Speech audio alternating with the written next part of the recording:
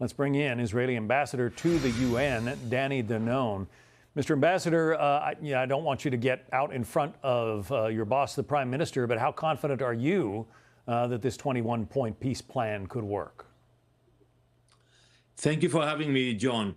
So I think, John, we have to look at the goals of the war that the Israeli cabinet decided, almost 2 years ago. The first goal is to bring back the hostages, and the second goal is to make sure that Hamas will not be a threat anymore on Israel. And I think President Trump is committed to those goals, but everything is in the details. So now Prime Minister Netanyahu and his team will come to discuss how we can implement it.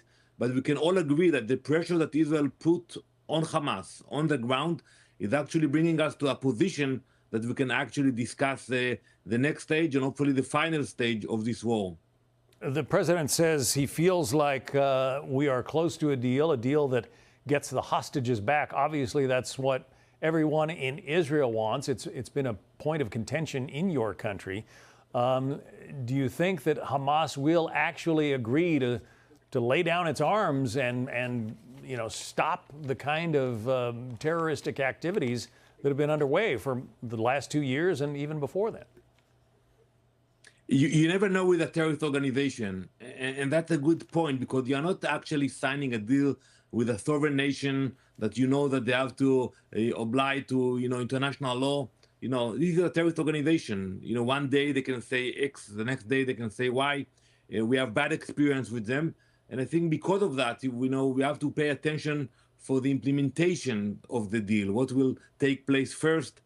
For sure we will demand that the hostages will be home, at the first thing before anything else, and we will also have to follow and to make sure that this agreement, if it will be agreed, will be implemented accordingly. I think it's fair to say that much of the world sees Israel as the bad guy here. There's been, an awful lot of, the Irish Prime Minister says you got to have a Palestinian state. Many other nations have said so. Why is Israel losing the PR battle here? Well, we have just finished a very intense week at the United Nations, and we have listened to so many leaders coming and making speeches, detached from reality. It's a long war. That's why there's a lot of pressure on Israel. But unlike other leaders, President Trump, he knows that you have to face reality. They have to go and dive into the details and give assurances that Hamas is not in the game anymore.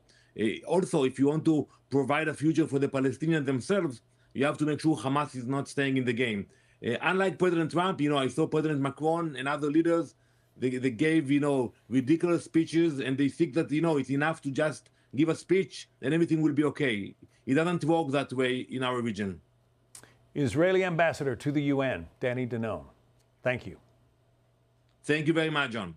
Hey, Sean Hannity here. Hey, click here to subscribe to Fox News YouTube page and catch our hottest interviews and most compelling analysis. You will not get it anywhere else.